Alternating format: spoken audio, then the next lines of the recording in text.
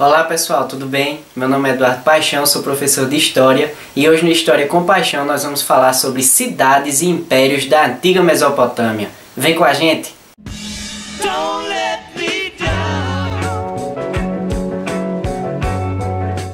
Em grego, Mesopotâmia quer dizer terra entre rios. Observe também o mapa que temos aqui ao lado. Observe que ela é situada nos arredores da Síria, na Arábia e também Irã. Perceba que hoje ela é situada em um território iraquiano, ou seja, a Mesopotâmia que estamos falando em nosso vídeo, ela não existe mais, mas ela é situada hoje no Iraque, certo?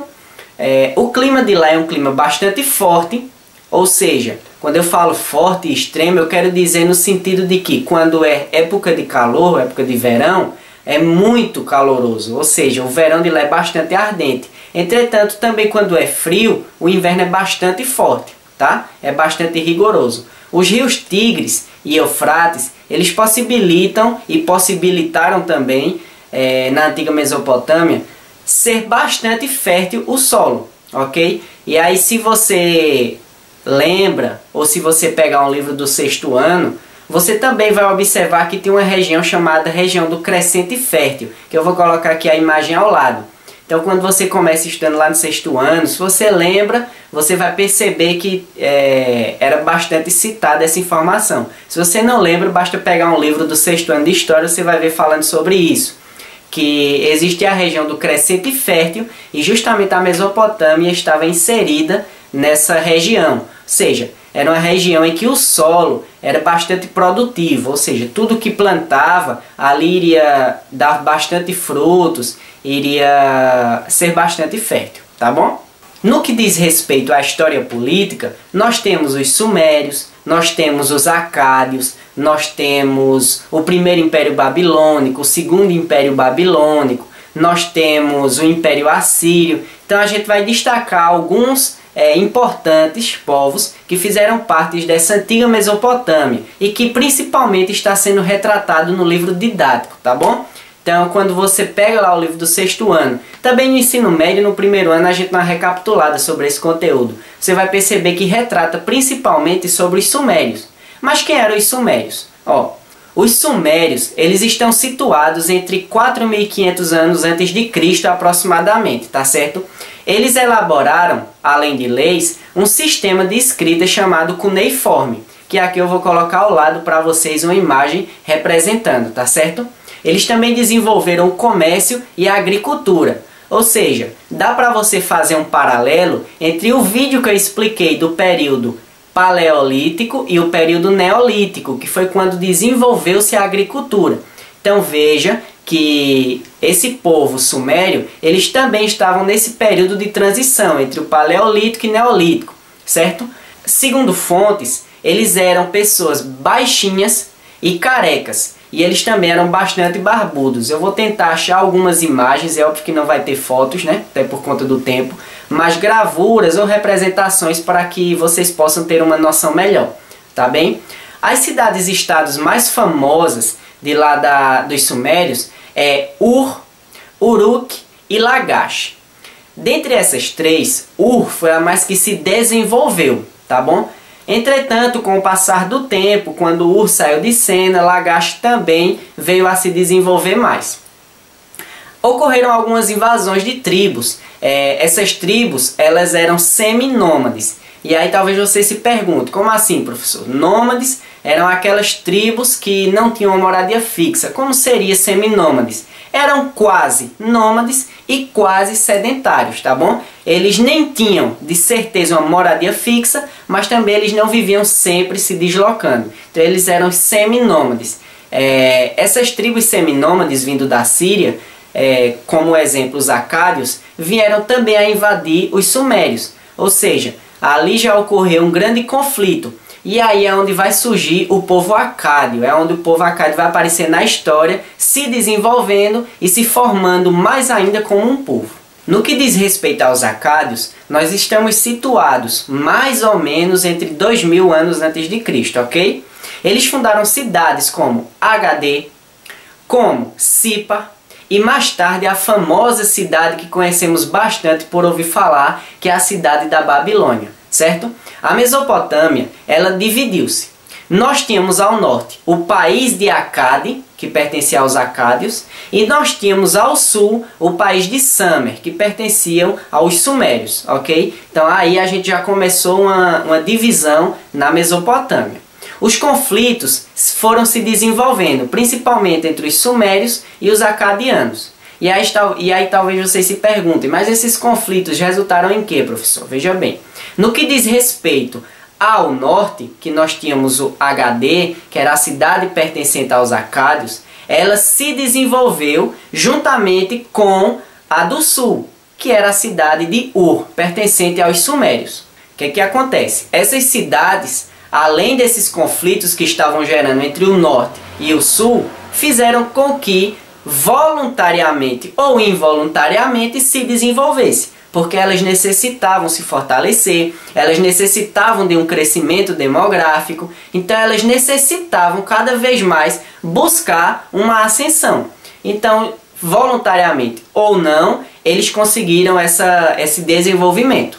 E aí vai desenvolver-se um forte império. Esse vai ser o primeiro império babilônico, mais ou menos entre 1800 anos antes de Cristo. Os povos amoritas, eles fundaram esse primeiro império babilônico, ok? Sua capital, desse povo amorita, era a própria cidade da Babilônia, que era um grande centro comercial e também sede de um poderoso império. Lembre-se quando eu falei do desenvolvimento, da ascensão, ok? Daí, nesse primeiro império babilônico, é aonde nós vamos conhecer a figura de Hammurabi, que alguns veem bastante falar.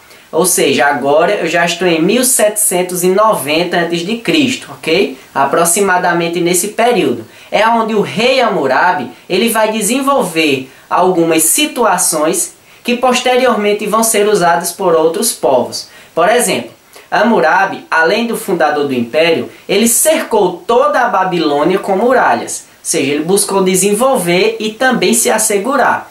Ele criou um código de leis. E esse código de leis, ele é o mais antigo conhecido pela história.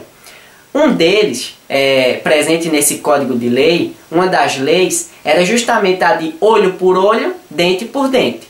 Então o que acontece? Vamos supor que eu fosse algum construtor daquele período. E aí eu fosse construir uma casa para uma determinada pessoa que pertencia a uma classe social. Eu não fiz o trabalho bem feito. E essa casa caiu por cima dessa pessoa que veio a falecer. Pelo Código de Leis de Hammurabi, o que é que deveria acontecer? Eu deveria ser morto. Entretanto, chegou um período em que a Babilônia, esse Império Babilônico, ele começou a ocorrer um declínio. Então, nesse período que aconteceu o declínio, foi quando, em ascensão, já não estava mais a Babilônia, mas sim os assírios. E daí vai surgir o Império dos Assírios. Esse império dos assírios foi justamente entre 2500 anos e 612 a.C., tá? O que acontece? Eles formaram também um poderoso império e eles têm uma característica importante. Eles eram nômades, pastores, caçadores, ou seja, eles não tinham uma moradia fixa, tá? E aí vocês perguntam, professor, como é que eles não tinham uma moradia fixa, mas tinham um império? Lembre-se que lá ocorreu uma grande explosão demográfica. E aí talvez você pergunte, o que é isso?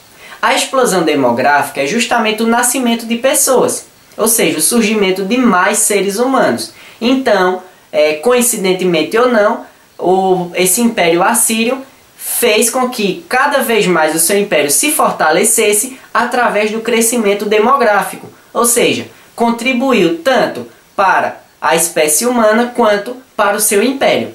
Nós podemos citar uma das causas da queda desse império, tá? Lá nós temos também a cidade de Nínive, que posteriormente foi sede desse império, mas aí eu não vou me alongar muito porque é muito conteúdo e nós vamos fazendo apenas algumas características rapidinhas para você aprender um conteúdo mais rápido e de uma forma mais concisa. O que aconteceu? Nós podemos citar uma das quedas desse Império Assírio como a falta de investimentos e incentivos em atividades econômicas.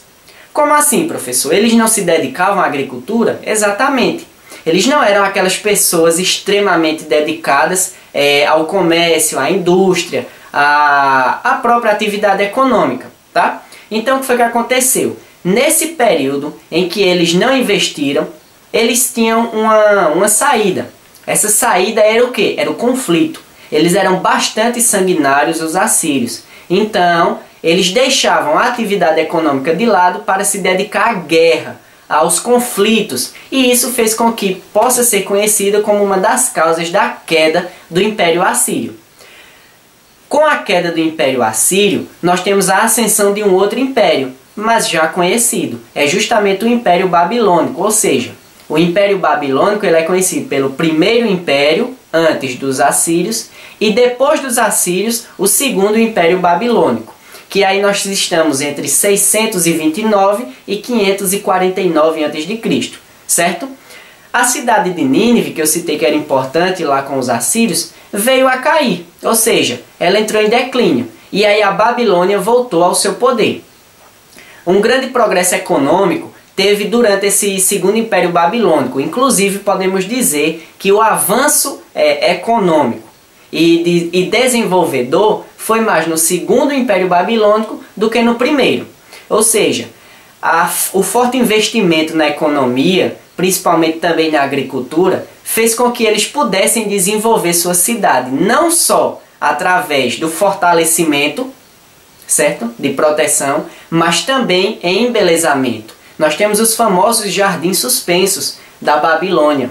E aí eu vou colocar a imagem para vocês verem que coisa mais perfeita. Nabucodonosor, ele foi um soberano caldeu, ou seja, ele estava presente no segundo império babilônico. E aí eu creio que vocês já ouviram falar nesse nome, tá? Quando eu falo de Nabucodonosor, nós estamos citando ainda nesse período de 626 a 549 a.C.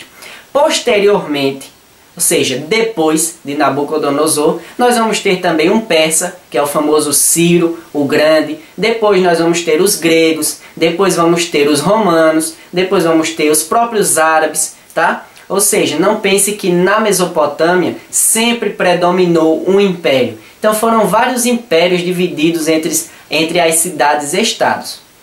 No que diz respeito ao governo, era uma monarquia absolutista.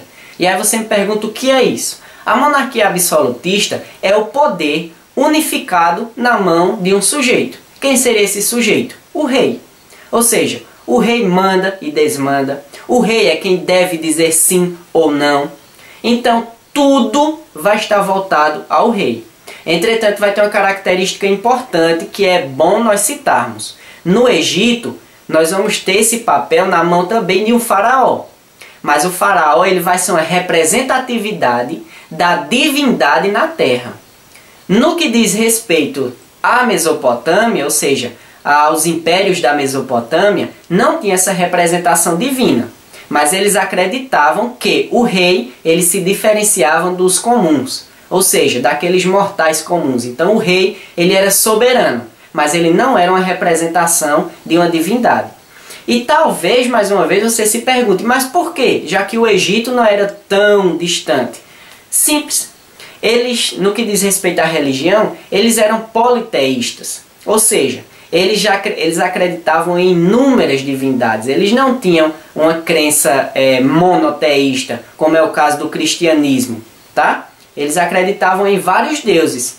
A classe social da antiga Mesopotâmia era geralmente dividida em 6 partes. Nós tínhamos no topo da pirâmide o rei, logo após nós tínhamos os militares e sacerdotes, mais abaixo temos os comerciantes, logo após os artesãos, logo após os camponeses e por último os escravos, ok? Mais uma característica importante para citar no que diz respeito à religião é que por eles serem politeístas, eles não acreditavam em uma bênção ou então em uma recompensa após a morte. Então as suas crenças eram baseadas no instante atual, ou seja, se eles fossem ser, beneficiados, eles seriam naquele determinado momento. Da mesma forma em que se eles recebessem a ira dos deuses, eles seriam castigados naquele momento. E não posteriormente, logo após sua morte, com uma espécie de juízo final, como é a crença do cristianismo, tá bom?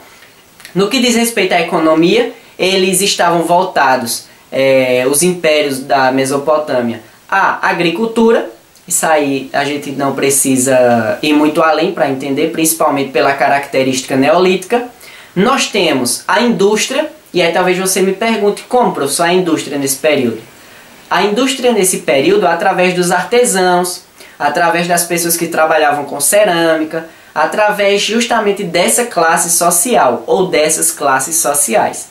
Além da agricultura e da indústria, também o comércio, que foi bastante desenvolvido nesse período, ok? Foi daí também que surgiu a forma de se comercializar uma ideia de, como é que eu posso dizer, de moedas, posteriormente com outros povos, muito mais à frente, tá bom? Também desenvolveu-se arte. E aí você vai dizer como as artes se desenvolveram nesse período? Através das esculturas, através de pinturas, através da arquitetura. Lembre-se dos jardins suspensos que eu citei há pouco tempo. Outras ciências também foram desenvolvidas, melhor dizendo, como por exemplo a astronomia, a matemática e até mesmo a literatura, ok? Então, pessoal, isso aqui foi uma breve explanação sobre os impérios da Mesopotâmia e suas cidades. Eu espero que vocês tenham gostado e entendido bastante o assunto. Deixa seu like, se inscreve no canal, deixa um comentário aí e ativa o sininho, que é para quando eu postar um vídeo, você receber a notificação. Forte abraço do professor Eduardo Paixão. Fogo na Babilônia! Chama! Fogo na Babilônia!